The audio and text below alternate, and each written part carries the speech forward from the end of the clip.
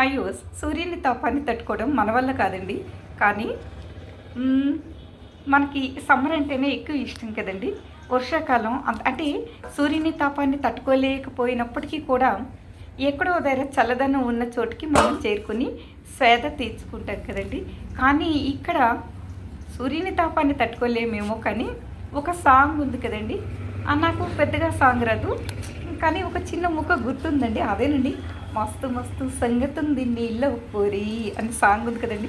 మస్తు మస్తు సంగతి పోరిలో ఉందో లేదో నాకైతే తెలియదండి. అది సాంగ్ వరకే. కానీ మస్తు మస్తు కారం ఉంది ఈ ఒడియాలోనండి. చూస్తారు కదండి, మంచి ఘాటుగా వాము, ఇంకా చూస్తారు కదండి వెల్లుల్లి రెబ్బలు 1, 2 పాయలు ఉన్నాయి. పచ్చిమిర్చి 1, 2 ముక్కలు ఉన్నాయండి ప్రతి వడిలో కూడా. ఈ సూర్యుని తాపాన్ని మనం తట్టుకోలేకపోవచ్చు కానీ ఈ కారం బాగా ఇష్టంగా తినేవారికి ఒక్క వడిని చాలండి, ఎంత రైస్ అన్నా తినొచ్చు.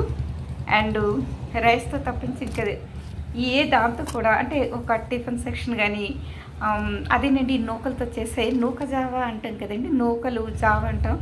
అటువంటి వాటితో అయితే ఒక వడిని తినలేమండి, చిన్న ముక్క అయితే సరిపోతుంది.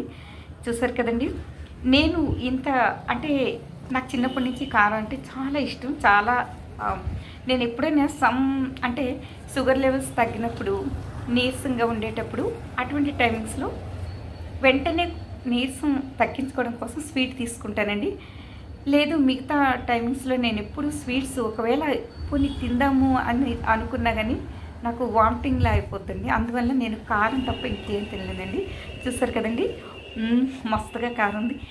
నిన్న గడిచిపోయిన రోజు నాకు తెలియదండి, అదే నాకు తెలుసు ఏం జరిగిందో.